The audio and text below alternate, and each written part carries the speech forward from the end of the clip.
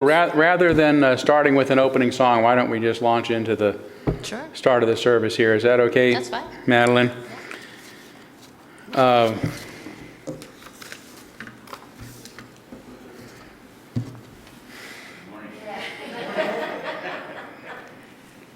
Okay.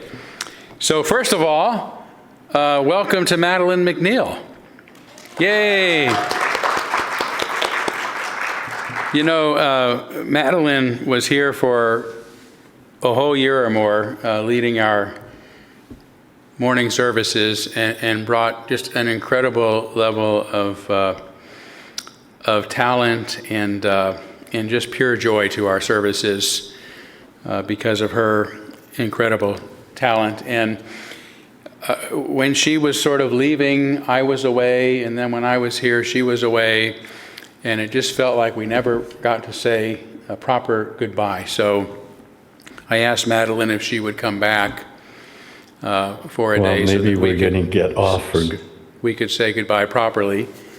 And Madeline, that is today. And it's a great day for us in some ways because we're having our monthly potluck after our second service. And there's going to be cake and a new member celebration and all of that. But we're also going to use that as an occasion to celebrate your presence with us. And glad you're still around, and we'll get to hear from you perhaps from time to time as well.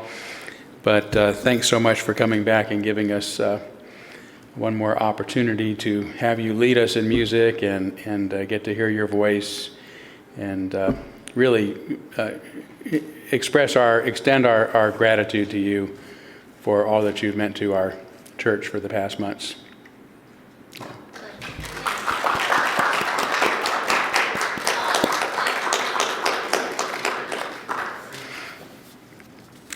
Okay, I do have a few announcements, so I'm just going to sort of say welcome everybody, okay? Those who can hear us and those who cannot. Let's try one more time. Okay, thumbs up if you can hear me. Yay, their thumbs are up, yay! All right. Todd Milne pulled off a Unitarian miracle back there. The laying on of hands all over those machines. I could see it, you know, and he hit the right spot. Good. It started working by itself. It started working by itself, yeah. Well, I'm not going to tell anybody that you were back there praying because then everything I've said will be meaningless for the past years. I also want to give a special thanks to our church new social activities team, which consists of Lonnie Prell, Michelle Atwood, and Lynn Diddens, for actually getting our potluck going. And it's just one of the things they've been doing. But really, we won't have the potluck after this service. I don't know if the cake that you guys made for that service. It's kind of a new member. It's not here. It'll be here later. Well, we'll take pictures of it. It's an amazing cake. It's just sort of, we're going to welcome some of our newer members during our services today. And they made a cake for the potluck, but it's got a chalice on it. And it's our custom to hand out roses to our new members. And there's roses actually on this cake. I mean, I don't know did you guys do that yourself, or you had somebody do that? Huh? Somebody did. It was beautiful. Thank you so much. So they've just done so much, and they've been having a lot of fun and are doing a lot of things to help really get more activity going on amongst ourselves. So thank you for that. Also, you may or may not have noticed that the order of service is right in every respect except the order of service. So it's got the announcements that are in here are correct, and so is the insert that we'll be using. But the information about today's service is actually last week's service. And it looks like, I don't know, most of the stuff on the front is right with a misspelling of Tom Mosier's name or something. But anyway, so just ignore the order of service today. What shows up on the screen will be correct. We apologize for that. I know one of our key staff members was out ill most of last week, so that might have had something to do with with it. But anyway, we shall muster on. But just wanted you to know that. And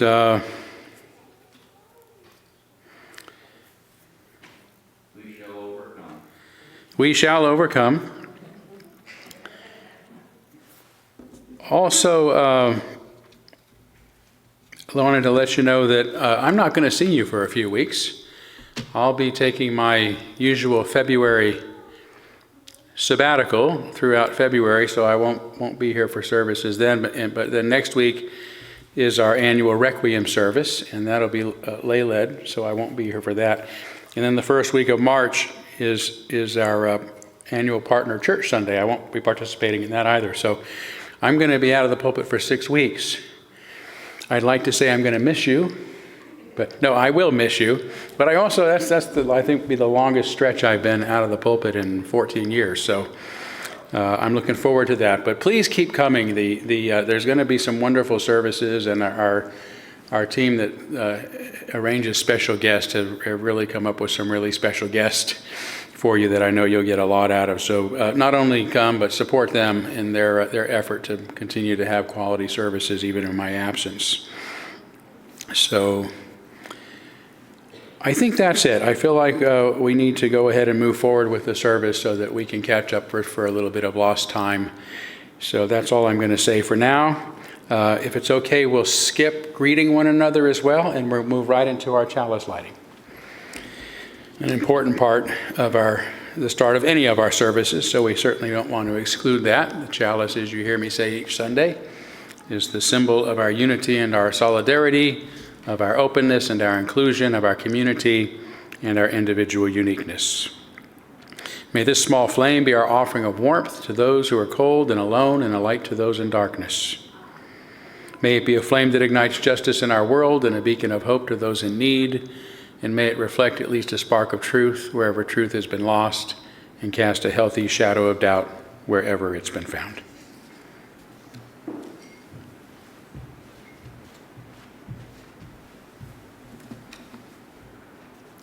As we meet this morning, we'll be asking Reverend Eklof to respond to the questions that are on our minds as we start a new year. By doing this, we'll be exercising the UU mantra, to live not by dogma, but to live in the question. This is an exercise and a value that's not universally practiced in our society. In my career as a journalist, I was struck by how the world is divided into the question people and the no question people, the incurious, the passive, and the dogmatic. Perhaps some among them are some of the 93 million eligible voters who failed to cast a ballot in our most recent presidential election. Honing good questions takes practice. For me, this practice first came in college when a group of Stanford students were asked to debate a group of communist students at Humboldt University in East Berlin on the meaning of freedom.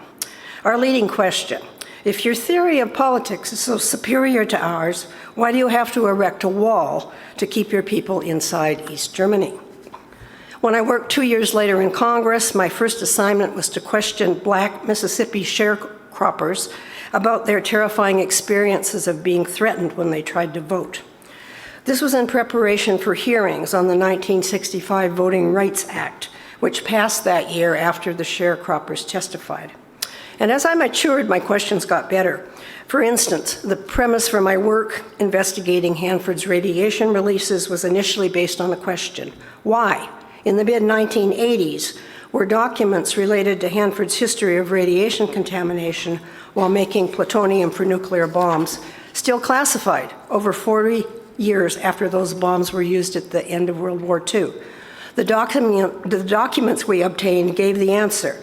The government feared that the public would no longer support nuclear weapons production if they knew the truth about the health damage the weapons sites had caused to workers and civilians alike.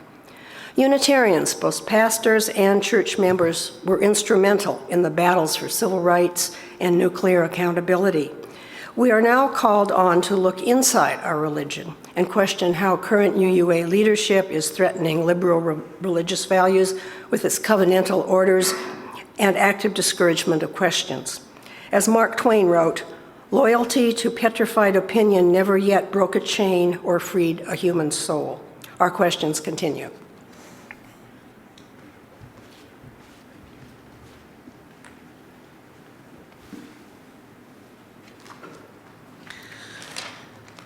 Please stand. We're going to sing number 100. I've got Peace Like a River, verses 1, 2, 3, and 6.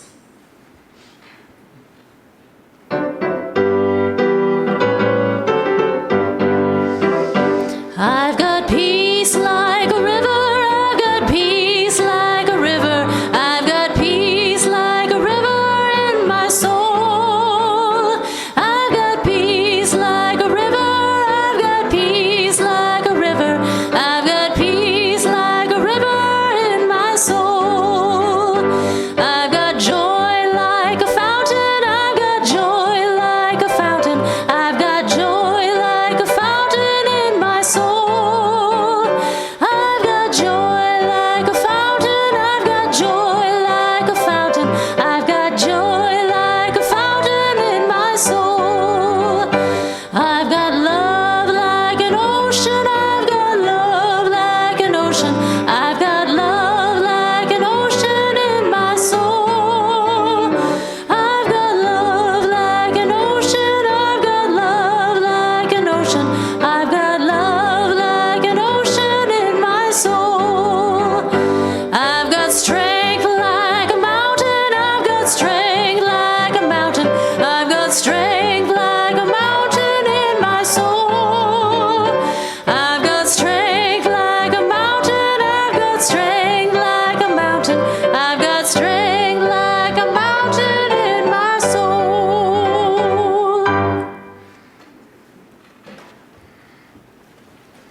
Beautiful. Thank you.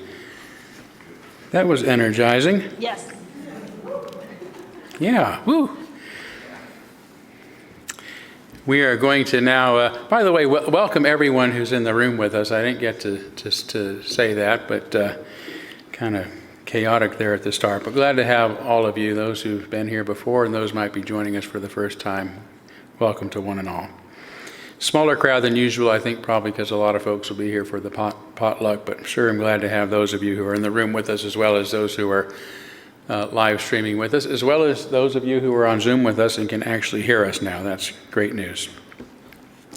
We are going to have our candles of care now for those who are most on our hearts and minds, and want to begin on behalf of Catherine and Fred Lawrenson. Catherine had a severe stroke last weekend and has been at hospice house, not expected to survive ever since. So I think I checked on her on Friday, and she was still with us, but things are not looking good there. So please keep her and Fred and their family in your thoughts at this time. Also, a candle for Gordon and Lynn Diddens, whose 39-year-old niece, Tabitha, who has suffered from addiction, died unexpectedly last week. So we're thinking of them and their family as well. And as we have been for some time now, lighting a candle on behalf of the people of Ukraine and Russia and that region of the world, and now on behalf of the people in Israel and the Palestinian people and other countries in that region of the world being impacted by the violence there, as well as a candle for the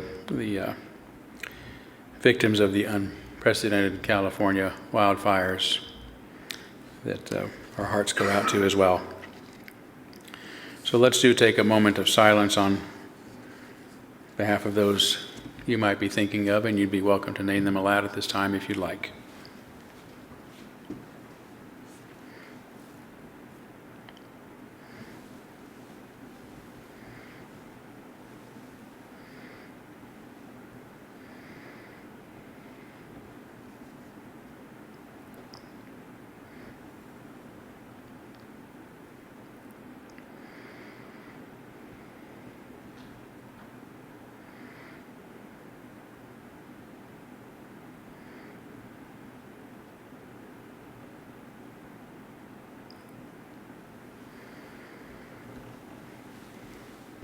those named aloud and those embraced in our silence, and all those who are suffering in our world at this hour, we hold in our community with compassion.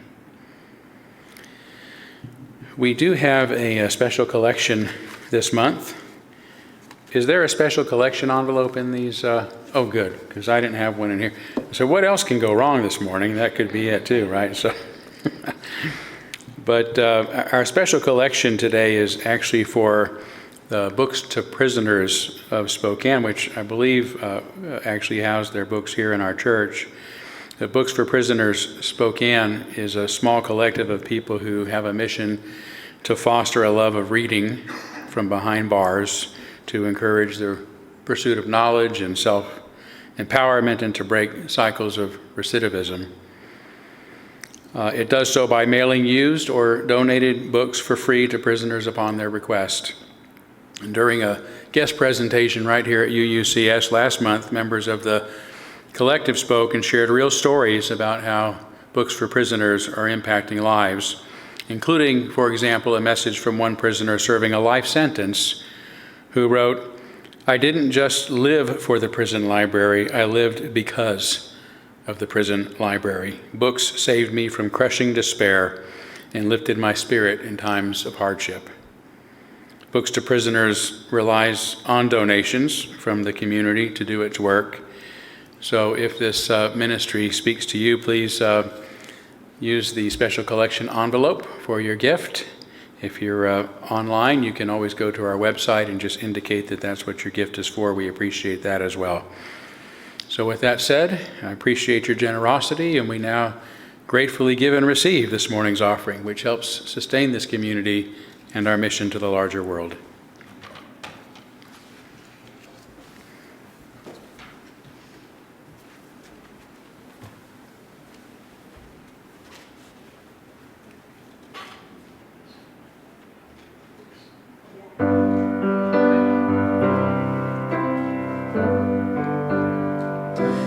Oh, the Yellowstone, oh, the buffalo free, oh, my brother the wolf, my lover the moon, oh, the little one, oh, the joy that I feel, oh, the love in my heart, a wilderness song.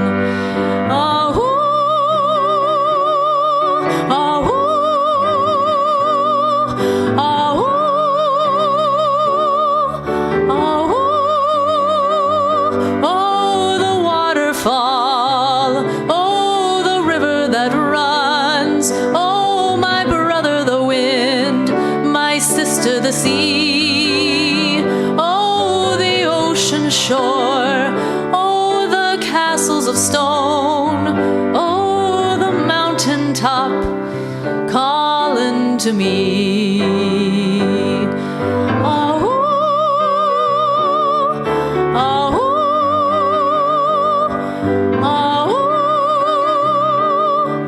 oh, returning.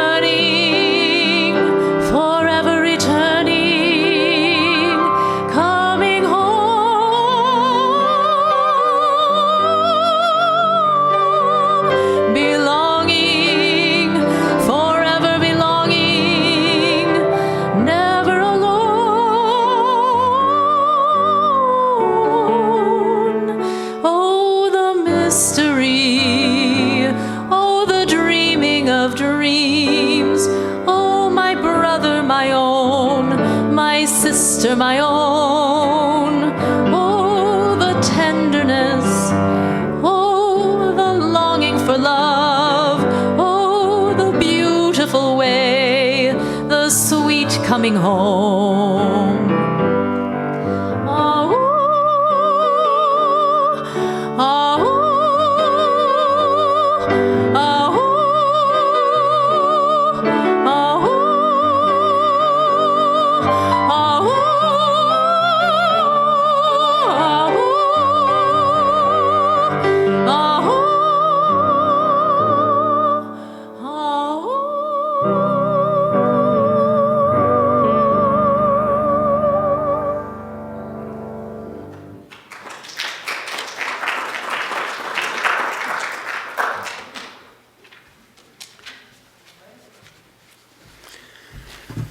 My God, that's now the third time I've heard you sing that song. It gets better every time. It does. You're working on it, right? Because I can tell, not that it was ever bad, but you just keep mastering, because it's meant to be the voice of a wolf. And you're singing from the perspective of this wolf. And it was John Denver's last song. It was written actually for a National Geographic special while they were filming it. So he was writing these stanzas as he was moving through these beautiful places in the world that he was inspired by, including the Yellowstone. And he was writing in the voice of a wolf, and he never got to really record that song. We just have the snippets from the Yellowstone documentary, so it was never professionally recorded. And Madeline, I'm quite sure that if John Denver heard you sing that song, he would not record it.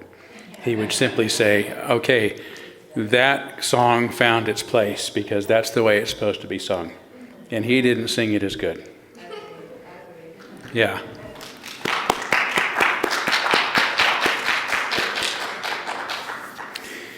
So we are going to have our new member welcoming ceremony now. And I'm going to ask, Michelle, if you would bring the roses forward, that would be wonderful. I don't think we have any of our new members in person for this service, so why don't we just come up here and share a microphone?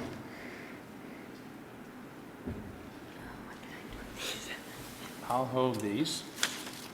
Yep. So everybody can see them. So I'm going to start by just naming the names of our new members. They, for folks especially who are live streaming and Zooming, who don't have the order of service. So today we are officially welcoming Matthew and Michaela Cox. And of course, we had their baby ceremony, Maxon's ceremony, not too long ago. So welcome to their entire family. Amy Mars, who is also somebody who comes in person. I think she'll be here for second service. John Miller, who may be on our Zoom, I'm not sure. In fact, Todd, would you mind bringing the Zoom folks up so we can see them? Because we have a couple of new members on Zoom as well who are here this morning. Dan Ritz, who joined not too long ago but has already left country, but we still count him as a member. He's off doing good things, including trying to visit our partner church in Felshiracos, because that's the part of the world he's gone to. And then Jeremiah and Maggie Wicken, and their children are Jude and Meredith, will be here for the second service as well. And I know we have Pat and Ron Schaefer, who are online with us. There they are, waving to us. Yay! There we go. Good to see you guys. Thank you so much. We're so honored to have you as part of our community as well, and good to see you regularly on our Zoom meetings each day as well. So we have members from all over the countries, as I like to say these days, including folks in the U.S. and Canada, from east to west, and even a few people from farther overseas. So I'm going to scoot over just a little bit and begin the formal ceremony with some words from our membership leader. Good morning. We are honored that you have chosen to become members of our church, having found a connection with Unitarian Universalism and expressed your commitment to this community. Membership at the Unitarian Universalist Church of Spokane is both a privilege and a responsibility. It's a place we hope you will feel safe to explore your own path, yet feel a sense of belonging and support. We look forward to our work together in fulfilling the mission of our church and to the many gifts and support you bring to us. Great. Thank you.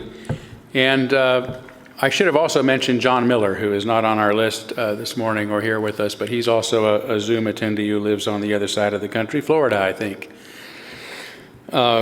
John's an old friend of mine, so we're happy to have him as well. But all of you who are new members have signed our membership book, or you have done so by proxy by having one of us sign for you. And we now want to symbolize our embrace of you by giving you a rose, which symbolizes our hope that you will fully bloom in your new community. And for Ron and Pat, for those who can't be here to take a rose with them, we will leave it in the vase for our members to see throughout our services today as a symbol of your presence with us.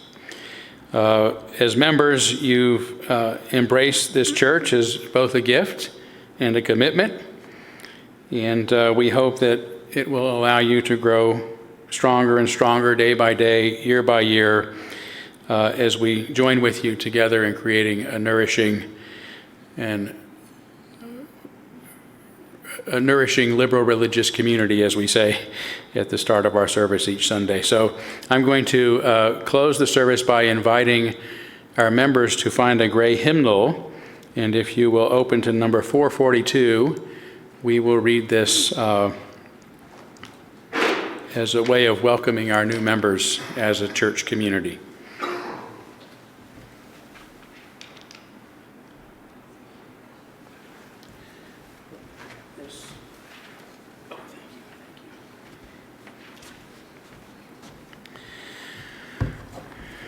Okay, and if it's all right, Michelle, I'm going to start and have the congregation be our respondents, of course. If you would act as a respondent so that those who are Zooming with us and live streaming will be able to hear the entire words. Can you read that okay? Yeah. Okay. Okay, so we bid you welcome who come with weary spirit seeking rest. Who come with troubles that are too much with you, who come hurt and afraid. We bid you welcome who come with hope in your heart. Who come with anticipation in your step, who come proud and joyous. We bid you welcome who are seekers of a new faith. Who come to probe and explore, who come to learn. We bid you welcome who enter this hall as a homecoming. Who have found here room for your spirit, who find in this people a family. Whoever you are, whatever you are, wherever you are on your journey, we bid you welcome. Thank you. So honored to have all of you with us. Do you want me to take the roses or just leave them? Yeah, if it's okay, we'll just leave them here Sure. for folks to see throughout the service. Thank you, Michelle, so much. Okay, I think we will move to our meditation.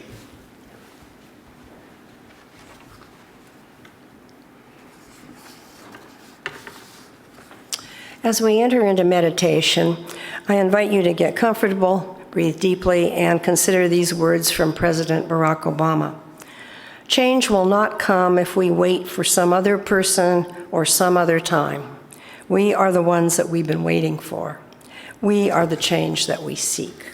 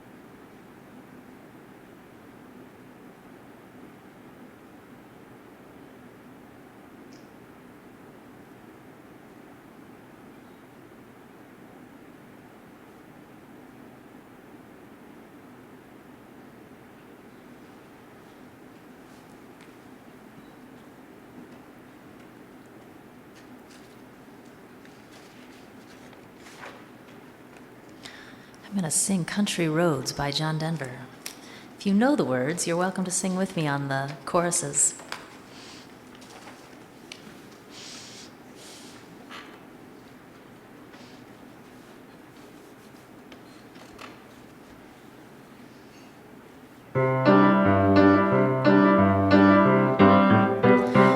almost heaven, West Virginia. Blue Ridge Mountains, Shenandoah River. Life is older than the trees, younger than the mountains, growing like a breeze. Country roads take me home to the place I belong. West Virginia, mountain mama, take me home. Country roads, all my memories gather round her. Miner's lady, stranger to blue waters, dark and dusty, painted on the sky. Misty taste of moonshine, teardrop in my eye. Country roads take me home to the place I belong. West Virginia, mountain mama, take me home. Country roads, I hear her voice in the morning hour. She calls me. The radio reminds me of my home far away. And I'm driving down the road, I get that feeling I should been home yesterday. Country roads take me home to the place I belong. West Virginia, mountain mama, take me home. Country roads, oh country roads, take me home to the place I belong. West Virginia, mountain mama, take me home. Country roads, take me home. Country roads, take me home. Country roads.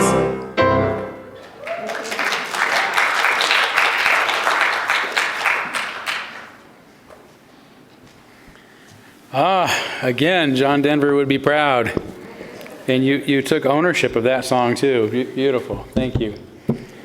That song is perhaps his most beloved song around the world.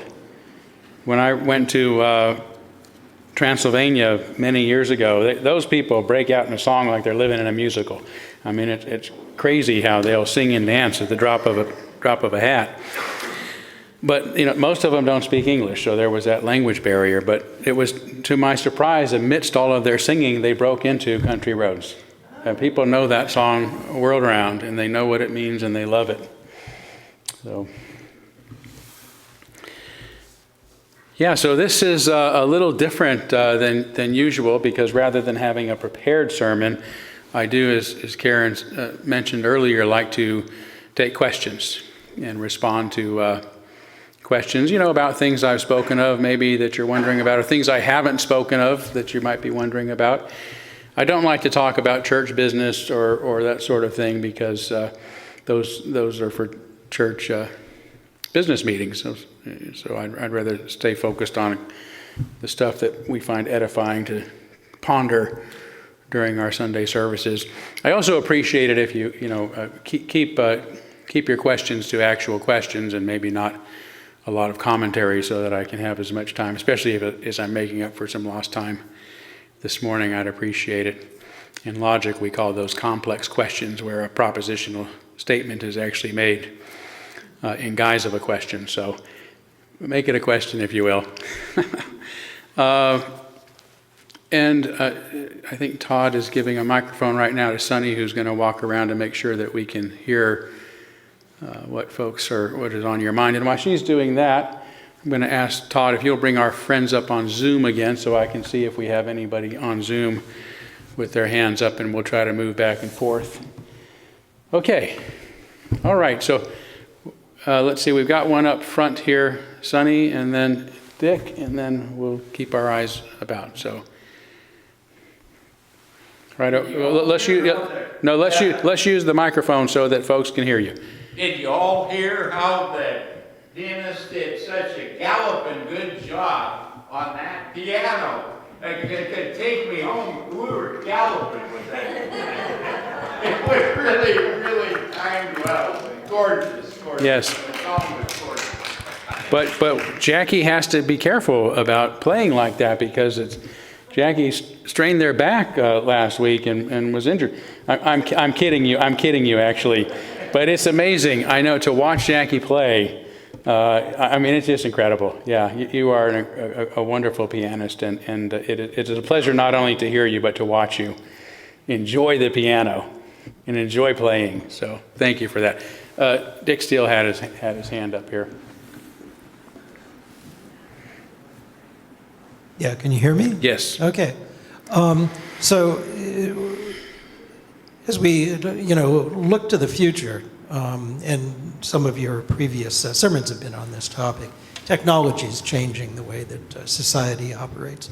We had an object lesson this morning on some of the glitches that can occur when there are technological difficulties. My question is, what do you see as both the upsides and the downsides of some of these new aspects of the introduction of technology into community building, things like Zoom meetings, distance meetings like this, the introduction of algorithms into the pushing out of content, the development of AI in shaping what content is and so on, upsides and downsides. Yes, well, I am a tech enthusiast, so I probably more on the upsides than the downsides. But I agree with Peter Diamandis, an entrepreneur and futurist, who says that technology has a habit of digitizing and then dematerializing, demonetizing, and democratizing. That seems to be the process. So, in technological evolution, and we're seeing that happen now with communications. Communications has not only been digitized, and now it's dematerializing, so that we're not as bound as we once were to be with each other in person to communicate. And a lot of people who sort of have these sentiments of, I wish that we had the good old days when we met in person. They used to say the same thing about the telephone, I think, about how that was going to break our relationships. To me, one of the real upsides of where we're at right now with communications technology is that it really has created a one-world community. And it is now, by digitizing space, if nothing else, allows us to connect with people from all over the world. And in fact, with the voice translations now, even language is no longer going to have much impact. So we can have friendships and relationships and connections and community all with people all over the world. And I've seen that just in these past 5 years. I have a lot of friends around the world, some of whom I've never met in person, and I feel as deeply connected to them as I do anybody else. In fact, when we do meet in person, those I have, we give each other a hug and then we sit down and look at each other's faces and talk. So having that experience on Zoom to me is an incredible gift. So I see us as really, this is a moment of where human beings are able to transcend the limitations of location, of locality, in order to connect with others. It gives us a chance to expand community. It also gives us a chance to have a larger voice, because in democratizing communications in particular, all of us get to be a broadcaster, if you will. All of us have a chance to be a writer. All of us have a chance to express ourselves on a larger scale. It's creating a lot of confusion in the world, and that's the downside, is that communication is not under anyone's control. It's not going to go back into the box, and we're only going to continue to have far more options than as human beings we can possibly keep up with. And that's really the problem we're having right now. I believe it is why we're having so much conflict. The same thing happened after the first democratization of information occurred with the printing press, and we got away from the one idea that everybody thought we had to have one idea or we could not live peacefully together. And tolerance was considered the same as anarchy and was considered a crime. How could we get together if we all think different things? And then the printing press came out, it messed all that up, and they started trying to, that's when the heresy was invented, with the printing press, right? We would go after heretics, people who said things we didn't want them to say. Book burning and book bans all came with the printing press. And now we have this massive global network, this global community, even though we have an apparatus that doesn't hold it, and that is the apparatus of the nation-state idea, which is really failing, very quickly. So those are the downsides, and I think what's going to happen is, at least inorganically perhaps, we're going to have to start to connect with others in new ways. And I heard somebody say many years ago, 2018, 2019, that the age of the nation state really ended. It was a very short age. I mean, we didn't have nations but for 150 years, something like that. It's about 147, if I'm remembering correctly, in the world right now. And they're failing. They're failing because of this one idea thing, right? We can't tolerate differences. We want to make America great again. We want to Brexit from the rest of the world. These things that try to withdraw from the reality of global connection. And that causes us to even withdraw from one another. So we have governments that are just stagnant. We cannot progress under the nation-state system. But what we have done increasingly since the 1900s, but exponentially since 1973, in which we've gone from three city-states, or cities, if you will, mega cities that have 10 million or more people in them, from 3 to almost 50 today, including those that are just on the verge of becoming, a few 100,000 away from populations of 10 million.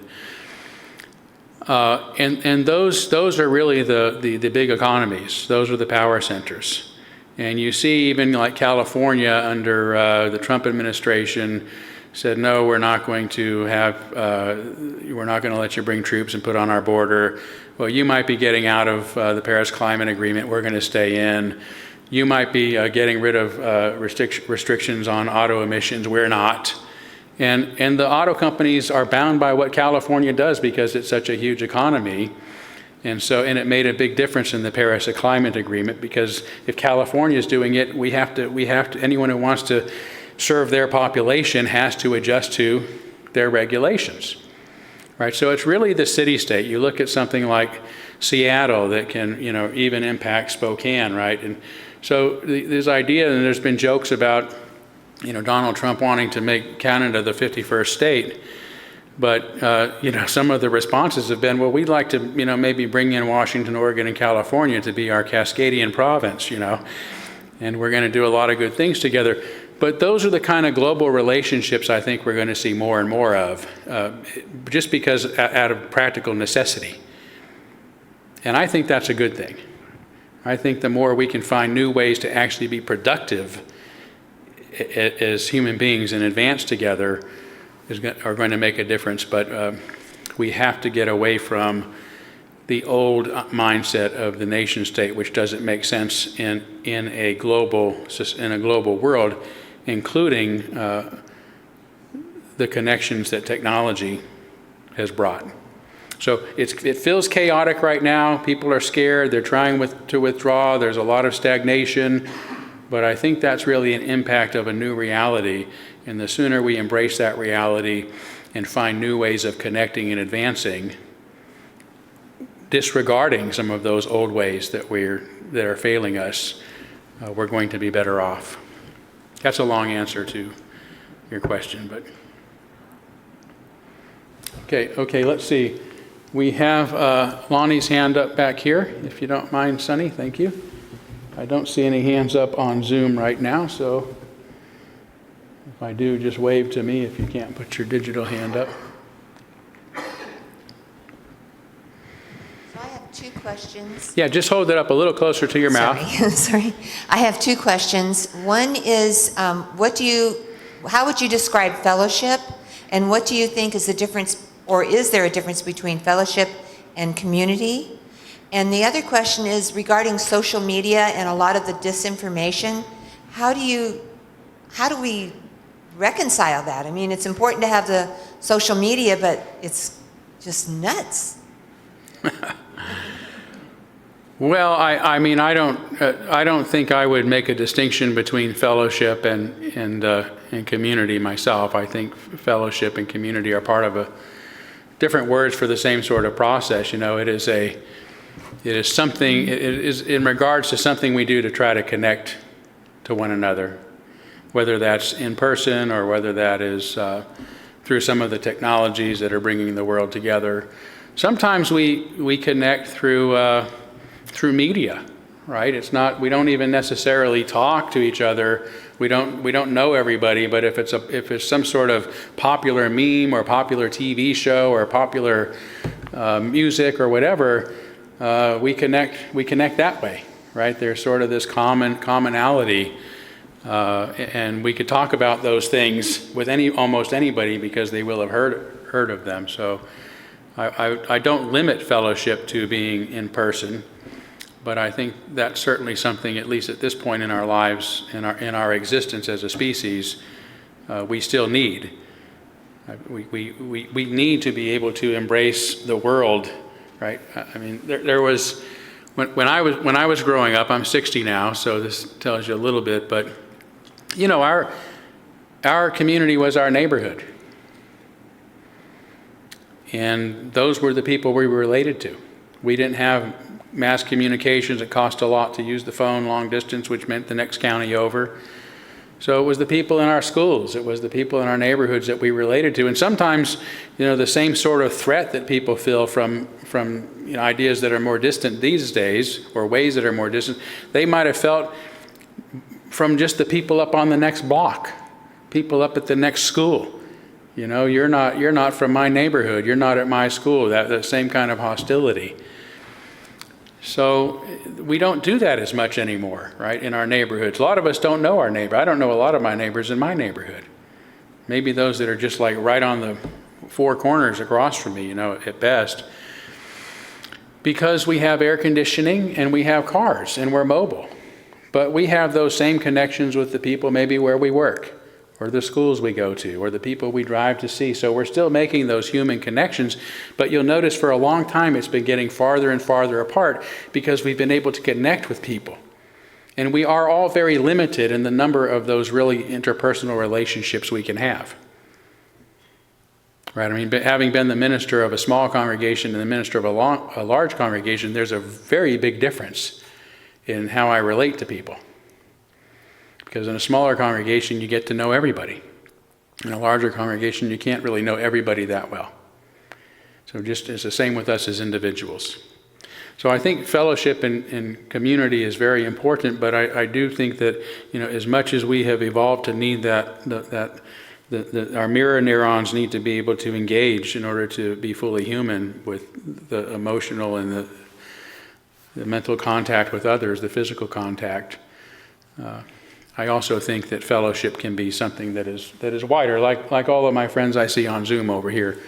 I think most of whom I have met in person at this point, if not certainly spoken to on Zoom in personal conversations. So,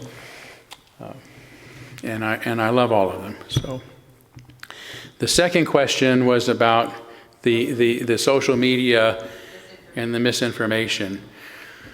I would begin by saying that we have always had misinformation and disinformation, and we have always believed in BS. Human beings, unfortunately, are not very smart. Despite all of our technological advances, we still can be very primitive thinkers, and we tend to gravitate towards the information. Right? Information is not concerned with truth. Information is just data points that make connections between things, whether they are true or not. And most of the time, we are more comfortable with whatever information feels good, is satisfying, than truth. In fact, sometimes we oppose truth because it doesn't feel good. The truth hurts, remember that saying? So we've always had this problem. I think to be a healthy human being, we need to learn to learn how to think, not what to think. And in order to have integrity with ourselves, we need to learn more about what it means to be a good thinker, rather than gravitating towards the things that make us feel good or that we want to believe. And as Karen started off so beautifully this morning's service, we should question. Being on the quest and questioning is part of one of the most important things we can do to be a person of integrity. That means honest with ourselves. And so we should be questioning ourselves. We should be questioning what people are telling us. We should be questioning all the information.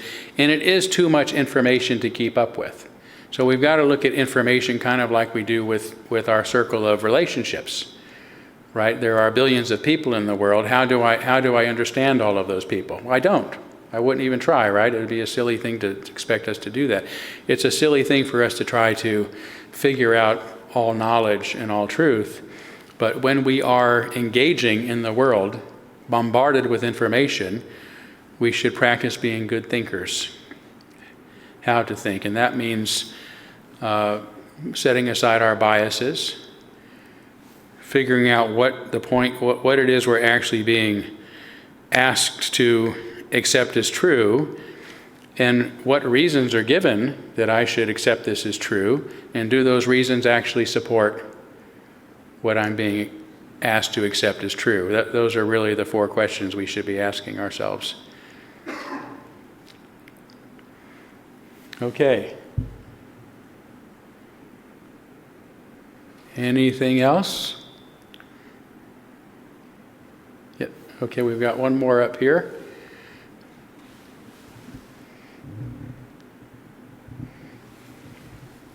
There are certain principles that Unitarian Universalists have to guide us.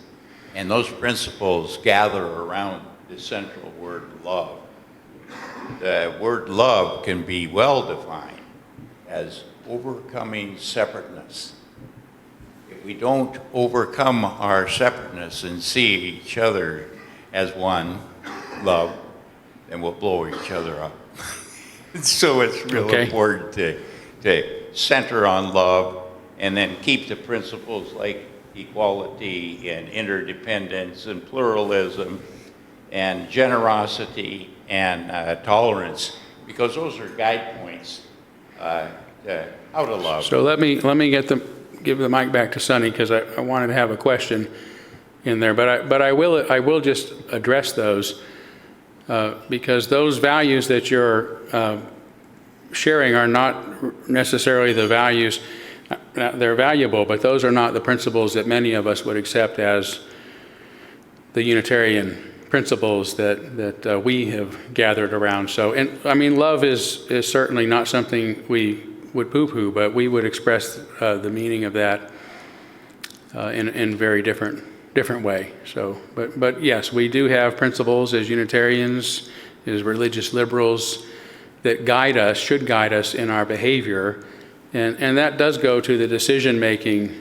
How do we barrel through the plethora of information we're being bombarded with? How do we get through the chaos of the world that we live in today? Not only the chaotic nature of information that's too much to keep up with, the conflicts that are going on, the things that are scaring us, like fires and losing homeowners insurance, and then of course the hostilities around the world, the things that grieve us, the new president that's beginning tomorrow, all of this chaos. We can't control those things, right? Those are the realities that we are in. And we have to be our best selves, just like anybody throughout history or any sort of historical challenges have had to be their best selves under the circumstances. And it is our values that help us through that as religious liberals in particular. I would define them, as you have heard me say often, as a student of the Enlightenment, in which our religion, at least in the West, was born. It was born out of the Renaissance in Eastern Europe, which became the Enlightenment, so same values. But the first one, I would say, sort of a more modern version of Kant's categorical imperative, and that is the inherent worth and dignity of every person. That's the first principle. Now, if you want to call that love, I would accept that as a definition of love, but not everybody. So I'm careful with the word love. I should say what I mean by things, right?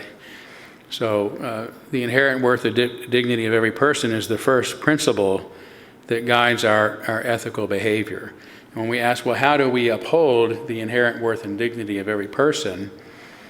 It is by creating a society in which they are free to think and speak for themselves, express themselves, and also to participate in the benefits of our society without prejudice.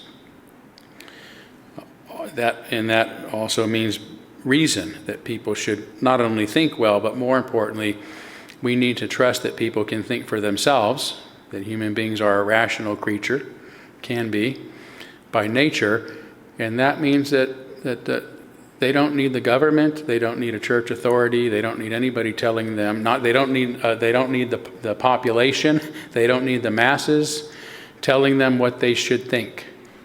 That is up to you as an individual. That's part of what it means to have dignity, that I respect your right to a free and responsible search for truth and meaning.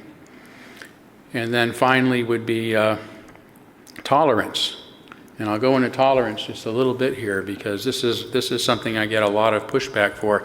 By the way, these are common understandings of the Enlightenment values. So I'm not making these up. But oftentimes people say, well, tolerance doesn't seem like a very grand goal. We shouldn't we do more? Shouldn't we accept one another? Shouldn't we love one another and embrace our diversity? Well, that's an ideal, and it's great if you can do that, but who has the bandwidth to do that? There's again, almost 8 billion people in the world, from different countries with different cultures and different languages. How can any one of us have the bandwidth to understand and embrace everybody we bump into? So there's an obstacle right there to that way of being in the world. Tolerance is a very low bar. What it essentially means is live and let live. It means if you think differently from me, if your reason has led you to different conclusions than mine has led me to, I don't get to hurt you. I don't get to discriminate against you. I don't get to remove you from my neighborhood or from my school or from my workplace. Live and let live. Dr. King once said, for example, and I must paraphrase here because I can't remember the exact quote, but he said, I cannot pass a law to make a man love me, but I can pass a law to keep him from lynching me, and that's pretty important too. So when we talk about tolerance, we're talking about creating a society that has regulations and rules and laws that protect us from being discriminated against or harmed because of our differences. And what that does is create the space that we need to love and accept one another by relating to one another. And just the example I'll close with is when I was a kid growing up, a little kid, I was 5 years old in 1969, and we moved into this neighborhood that was very mixed. And when I say mixed, it was, black people, white people, brown people, Samoans, Filipinos, Asian folks. It was really a mixed community. And as children, we all were taught to hate each other because that's what our parents taught us. That's the world they came from. A world where they were at odds, where there were terrible things that happened. And so it was a frightening world for me to grow up in, especially as a white kid, because the one thing everybody else agreed on was the white people were the worst of the lot, So, and I didn't know anything about this being 5 years old. I didn't know about Dr. King. I didn't know any of that. So it was kind of a shock to experience this hostility.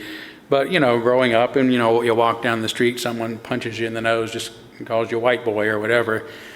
Those sort of things. And it was this kind of weird thing because we were integrated. We lived in an integrated neighborhood because we were poor, right? for one thing. And we went to integrated schools, and we were taught that we weren't supposed to like each other. And so there was this weird thing. We were in community, and we pretended, I mean, we had to play together, we had to be together, so we would pretend we didn't like each other, even while we're playing flag football or something. And then by the time we got to high school, we realized, well, this is crazy. Our parents were crazy. These are my friends. These are my brothers. These are my sisters who I've related to ever since I was a little kid. Of course I love them. Of course we love each other. Like all teenagers, we rebelled against the insanity of our parents and moved forward. That was the beauty of integration, forcing people who weren't supposed to like each other together, so giving us the space we needed to learn to actually love each other. And it was the same, that was the generation. I mean, as a little guy, if you'd have said, well, we'll have a black president during your lifetime, I would have said, no, that's not possible. You look at where relations are at right now, it would be 100 years if then. But no, we were the generation. We were the generation that elected the first black president because of tolerance, because people said, you have to tolerate. Those are the rules. Those are the laws. You're going to live together. You're going to go to school together, and you're going to work it out. And the love and the acceptance and the understanding and the connection and the fellowship and the communication came after that. So I don't think we should denigrate the idea of tolerance as being insufficient, because it is sufficient to create the space that we need to create the world that we want. So human dignity upheld through systems of reason, freedom, and tolerance. Those would be, that's how these days I come to define what liberalism and liberal religion are about. So I thank you. We've gone on a little bit longer, but I wanted to do so because we also started a little bit later. So yeah, we'll have our closing song and then move into some social time together. Please stand. We're going to sing number 311, Let It Be a Dance. And we might just do the first verse. Yeah, let's just do the first verse. We'll keep it short and sweet. It's a cute song.